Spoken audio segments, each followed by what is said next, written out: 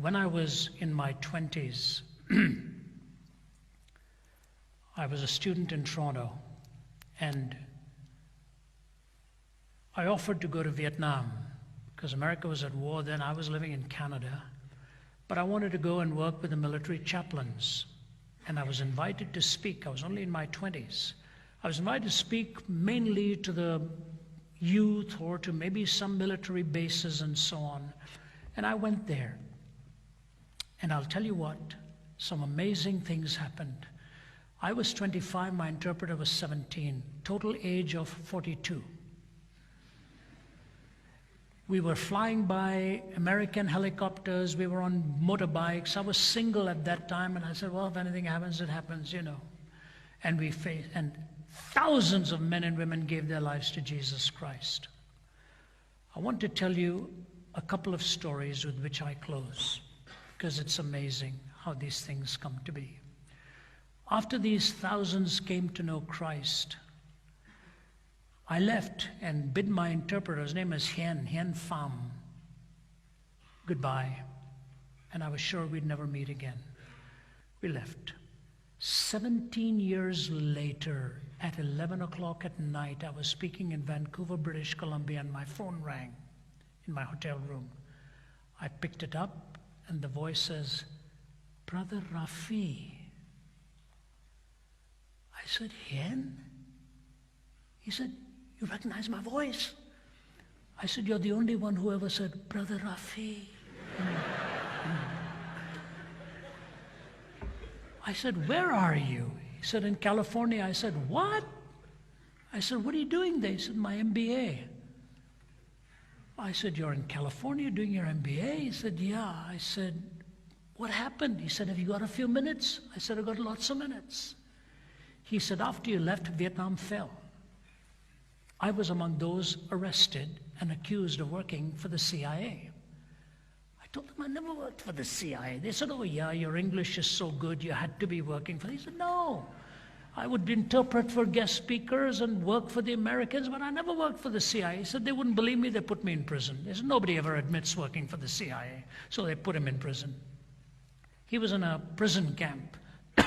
They wouldn't allow him to read anything in English, only in Vietnamese and French. Marx and Engels, Vietnamese and French. That's it. Marx and Engels, Vietnamese and French.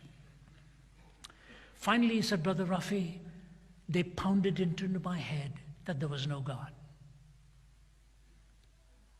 And one day I said, okay, I'm going to live as if there is no God. He said, that day they assigned me to clean the latrines. He said, you've never seen a latrine. He said, you thought you saw horrible latrines when you were with me? He said, you've never seen anything like this. He said, you have to tie a cloth around your nose and mouth to clean it.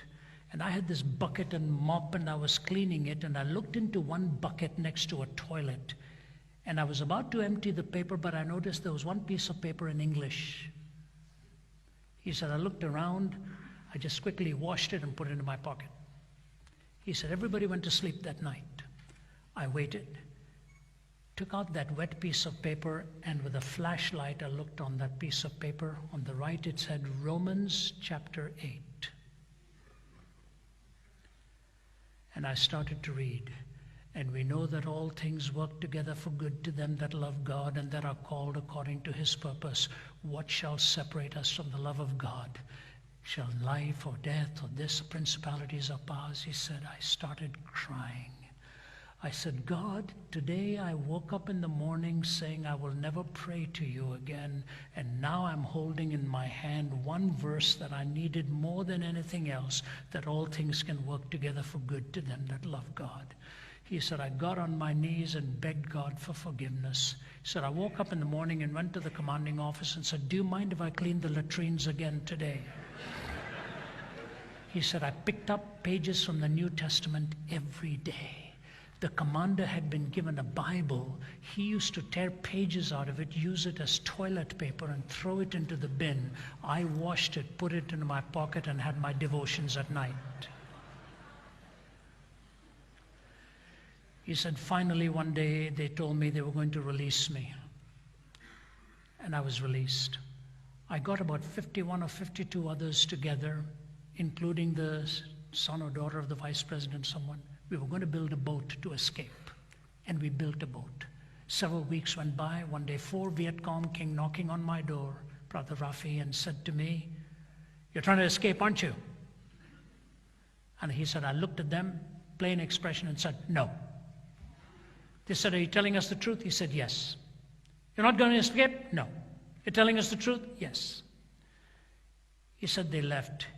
He said, I slapped my forehead and said, "Oh my dear God, I've done it again." He said, "I prayed a prayer that I hoped would never be answered. I said, God, forgive me, and if you want me to tell them the truth, bring them back before we escape." Hours before they were to leave, these 4 guys were back, armed to the teeth, grabbed him by the collar, rammed him against a wall. "You're lying. You're trying to escape, aren't you?" He said, "Yes, with 52 others. Are you going to kill me?" They said, "No, we want to go with you."